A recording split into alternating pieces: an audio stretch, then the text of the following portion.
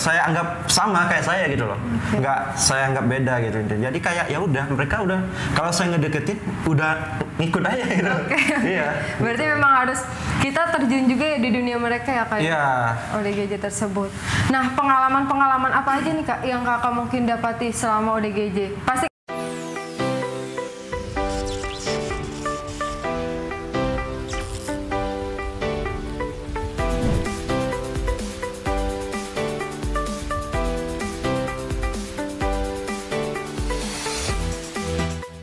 Assalamualaikum warahmatullahi wabarakatuh. Halo Hamka Muda, selamat datang di podcast Hamka. Nah, di episode kali ini kita akan membahas mengenai yang muda, yang berdaya untuk Indonesia. Dan sebelum kita mengenal lebih dekat sosok narasumber kita pada hari ini, kita lihat dulu yuk cuplikan VT keseharian beliau.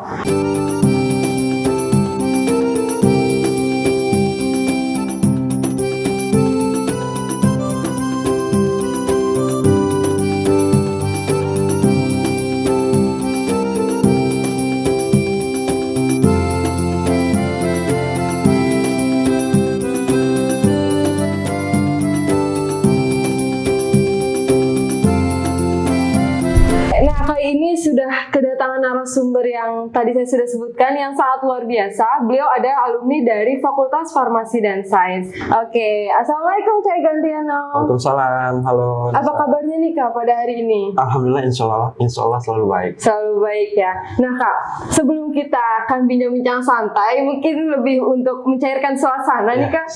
Aku punya games nih Kak sedikit. Nanti aku mau ngasih pertanyaan. Pertanyaannya itu cuman ada 6 doang kok. 6 doang. Nah, di sini nanti aku pengen Kakak jawab cepat aja ya. Jawab cepat ya? Iya, nggak usah pakai mikir-mikir, langsung jawab aja, oke? Oke. Oke, untuk pertanyaan yang pertama.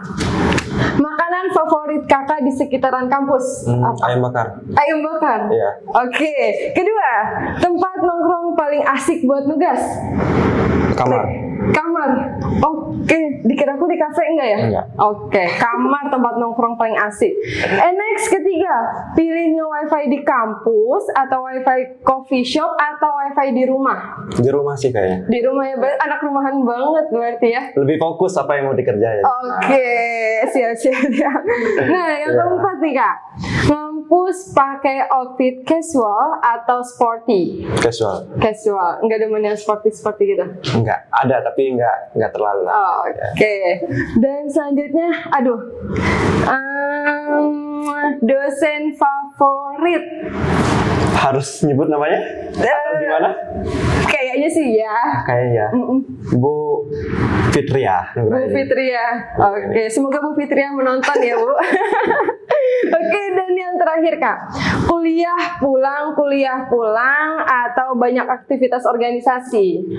Kalau saya lebih ke kuliah pulang. Tapi bukan berarti saya nggak produktif ya? Karena saya lebih sibuk di luar itu. Oke, siap. Ya. Oke, mungkin itu pertanyaan singkat di awal untuk membersamai kita. Dan sekarang kita akan bertanya-tanya mengenai keseharian Kak Ego nih. Nah, selama Kakak kuliah di kampus Hamka tercinta, boleh dong Kak sharing kepada kita kayak pengalaman-pengalaman apa saja sih yang Kakak sudah lalui selama Kakak berkuliah ini? Oke.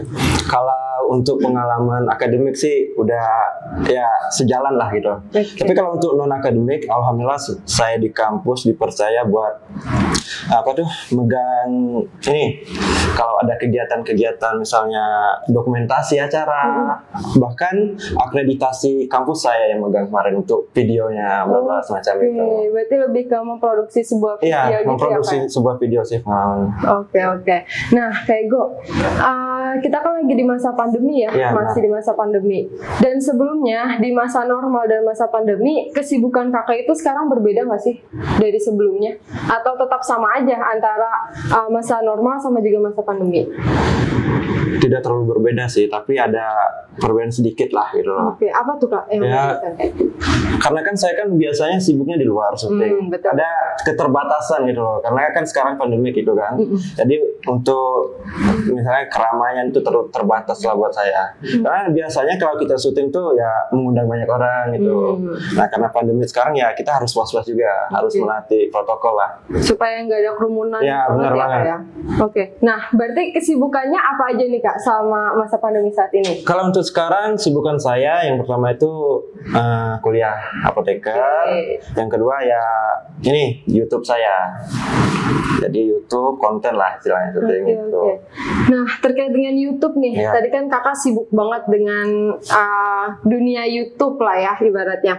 Nah di sini kalau misalkan aku kepoin channel YouTube Kakak, Siap, boleh banget. di sini aku ngeliat konten-konten terbaru Kakak itu mengenai ODGJ ya. Iya, benar banget, Orang benar banget. dalam gangguan Iya. jiwa. Nah, apa sih Kak yang melatar belakangi atau alasan Kakak kenapa mengangkat konten tersebut? Kalau boleh flashback ke belakang, sebenarnya konten saya di awal itu lebih ke kayak saya menanganin saudara kita yang ada di jalan, misalnya anak-anak kecil yang suka jualan di jalan atau pemulung, maaf ya, pemulung. Nah, jadi saya bantulah mereka sebisa saya gitu loh. Nah, kenapa bisa terjun ke ODGJ? Karena saya terinspirasi nih dari salah satu YouTuber juga, dimana saya nonton video mereka, ya saya kayak wah ini bagus gitu loh. Ini masih sosial, saya bisa terjun di sini. Nah dari situ. Alhamdulillah sekarang ya kita terjun di ODGJ juga. Oke. Nah berarti untuk awalan Kakak lebih ke sosial eksperimen nggak sih? Apa gimana nih? Kalau untuk awal sih konten saya itu macam-macam ya. Oh masih beraneka ragam. Iya, masih beraneka ragam. Yang mulai fokus itu dari Oktober 2019 sih. Oke. Ya, ke sosial ini ya. Kalau awalnya banget mah macam-macam sih.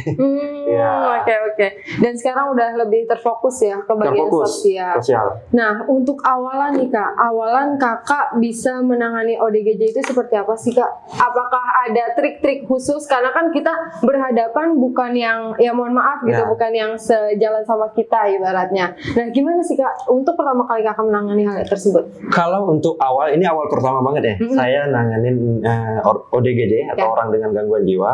Jujur, awal saya pertama kali ngedeketin, itu saya takut banget. Bahkan buat nyentuh badan mereka saya takut. Takutnya takut ngamuk. Karena kita nggak tahu dengan mereka itu bisa-bisa ya mereka ngamuk atau apa gitu. Betul. Jadi takut banget. Oke, pertamanya pasti takut ya. Nah, Takut banget. untuk Kakak bisa berani yang nyukur rambut, kalau saya sempat nonton ya Kak, nyukur rambut dan lain sebagainya.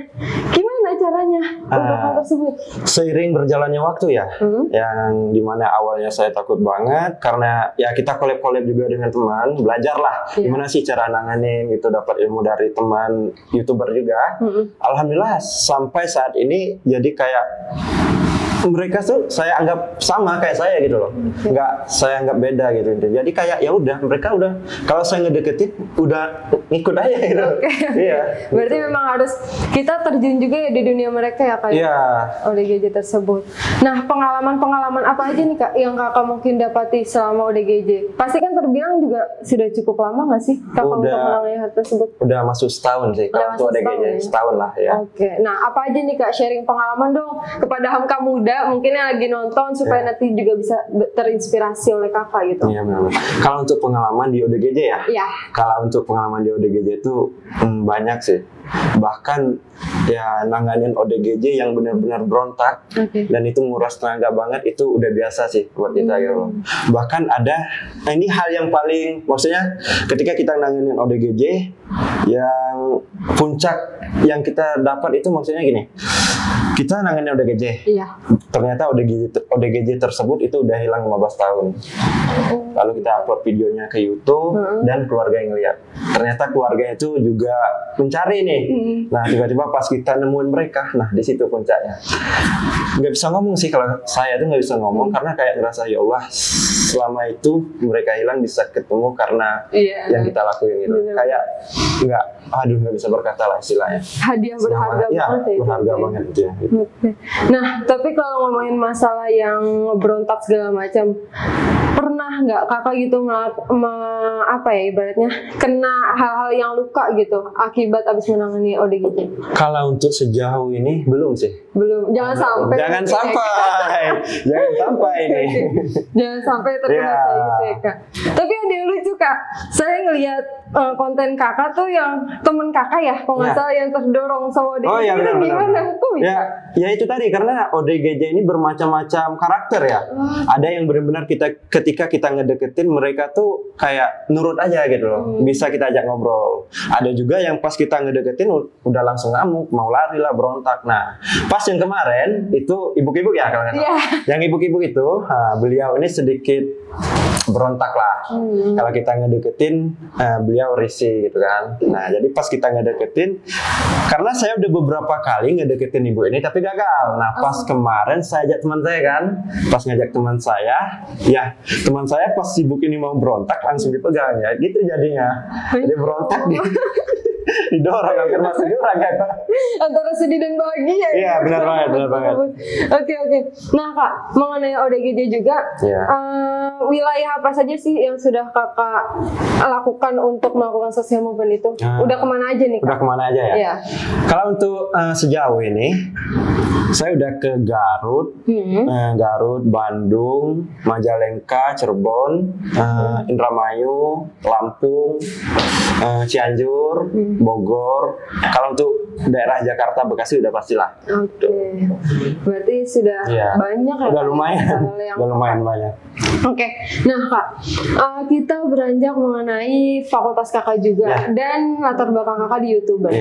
Di sini kan kalau misalkan dari sudut pandang aku ya, antara farmasi dengan konten-konten YouTube kakak kan menurut aku agak kontradiktif lah ibaratnya berbeda gitu. Berbeda banget ya. Nah itu bagaimana gitu kakak kok bisa untuk melakukan sebuah YouTube yaitu adalah social movement, tapi kakak latar belakangnya adalah fakultas farmasi. Kenapa bisa seperti itu kak? Balik lagi ke hati sih. Oke, mananya hati nih? Ya, kalau udah hati yang berbicara itu susah gitu. Aduh, Masya Allah. Itu balik lagi ke hati karena kalau dilihat dari latar belakang saya farmasi itu kan kesehatan lah istilahnya kan. Berbeda lah dengan konten YouTube saya gitu. Tapi balik lagi ke hati, saya harus bisa lah bantu mereka gitu kayak gitu. Oke, berarti karena ada sebuah ibaratnya hal-hal yang munggah untuk dijalankan itu ya kak. Tergerak lah. Iya, tergerak hatinya maksudnya ya Allah. Oke, nah kak, ada pertanyaan selanjutnya nih, kan mengenai ODGJ juga ya, yang dimana memang latar belakangnya pasti berbeda jalannya sama kita. Di sini gimana sih kak cara kakak bisa berkomunikasi dengan kakak yang sampai si ODGJ-nya itu nurut gitu kalau misalkan aku tonton ya, kayak gitu. Gimana kak untuk skill-skillnya untuk kita dapat berkomunikasi dengan ODGJ? Sebenarnya ketika kita ngadepin ODGJ, hal yang kita butuhkan itu cukup tenang sama bikin mereka nyaman. Nah, maksudnya nyaman di sini tuh ya kita turutin dulu di awal. Maunya mereka apa? Misalnya kita kasih makan, misalnya kita kasih rokok. Ya, buat mereka nyaman dulu. Ketika mereka udah nyaman, mereka bakal ngikutin apa yang kita mau. Berarti kita harus turutin dulu. Iya, turutin dulu apa yang dia mau. Tapi kalau misalkan kita nanya sama mereka, mereka jawab sesuai dengan pertanyaan kakak atau gimana? Ada beberapa yang masih bisa ngejawab, mereka pasti jawab apa yang kita tanyain. Tapi ada beberapa juga apa yang kita tanyain beda jawabannya. Nah kalau kayak gitu gimana untuk biar supaya dia sejalan sama kita? Apa tetap pendekatan terus? Yang pastinya pendekatan lah. Yang pastinya pendekatan. Ketika kita ngedeketin tapi nggak berhasil juga, otomatis kita harus tegas. Maksudnya di sini kita tegas bukan berarti kita kasar ya. Ya otomatis kalau dia nggak mau ikut kita kita suruh gimana gitu caranya gitu. Berarti intinya supaya dia dekat dengan kita juga harus mendekati mereka gitu ya. Harus kasih kenyamanan dulu lah. Oke. Nah, kalau misalkan kakak sudah melakukan terkait dengan social movement ini, dengan kakak melakukan pendekatan dengan ODGJ, kemudian kakak bisa membuat atau menyulap lah gitu ODGJ itu menjadi rapi waktu itu kan. Nah, itu setelah kakak membuat dia rapi, membuat dia merasa lebih baik dari sebelumnya. sebelumnya, itu kakak bekerja sama nggak sih sama dinas-dinas atau panti-panti kayak gitu? Ada beberapa. Kita juga misalnya mau evakuasi ODGJ, ada yang kita hubungin dinas sosial juga. Tapi biasanya jika ODGJ ini benar-benar urgent, maksudnya harus kita evakuasi nih, kita bawa ke yayasan buat dititipin dulu. Nah, ketika udah di yayasan, kita sambil nunggu nih kalau ada keluarganya yang nonton. Biasanya ketika ada keluarga yang nonton, biasanya keluarganya ngubungin kita. Nah, ketika keluarganya udah ngubungin kita, ya otomatis kita pertemukanlah ODGJ ini dengan keluarganya. Nanti insya Allah kita serahkan dengan keluarganya gitu. Jadi balik lagi keluarganya gitu. Nah, kalau misalkan dikirim lah gitu ke yayasan, itu kakak bekerja sama juga berarti sebelumnya dengan mereka? Iya, ada beberapa yayasan kita kerjasama. Jadi ketika kita mau masukin ODGJ, semacam penitipan lah, mereka udah silakan gitu. Oke. Ya. Tapi kalau hal tersebut mungkin rada itu sih sensitif. Iya. Ada fee-nya gitu kak untuk menitip si ODGJ ini? Kalau untuk umumnya itu ada fee-nya. Tapi kalau kita nih sebagai relawan seperti ini, biasanya mereka menyuruh kita untuk menitip sebentar gitu, beberapa minggu gitu. Tapi kalau udah balik ke keluarganya, nah itu udah urusan keluarganya, mungkin ada fee-nya lagi gitu. Oke. Nah, terakhir nih kak, mungkin dari teman-teman Hamka Muda yang menonton video saat ini terkait dengan apa yang udah dikatakan oleh kakak, mungkin dia tergugah lah gitu untuk dapat juga bisa bersosial movement seperti kakak. Nah, boleh dong kak kasih tips-tips, saran-saran gitu untuk dapat menangani ODGJ seperti itu. Untuk dapat menangani ODGJ. Ya, buat teman-teman semua Hamka Muda ya. Ya, pokoknya ketika teman-teman mau memulai sesuatu, jangan pikirkan kegagalannya di depan gitu loh. Pokoknya mulai aja apa yang ingin teman-teman mulai. Kita nggak tahu apa yang akan terjadi di depan, pokoknya gas aja dah gitu.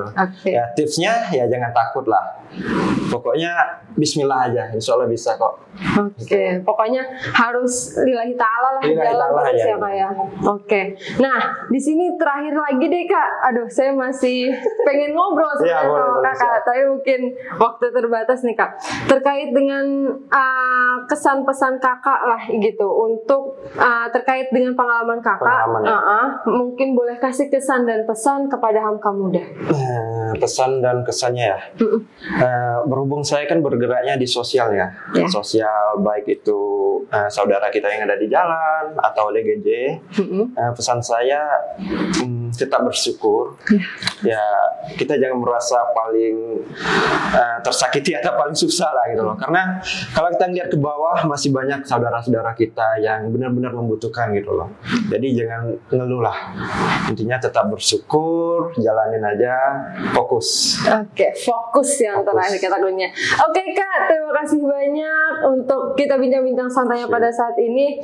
Banyak sekali pengalaman-pengalaman yang tadi sudah Kak Ego sampaikan kepada kita, dan pastinya itu sangat bermanfaat untuk Hamka Muda semuanya. Sekali lagi terima kasih Kak untuk waktunya, dan mungkin Kak terakhir boleh promosi kali ya, promosi akun YouTube-nya Kakak boleh, siap. Hamka Muda.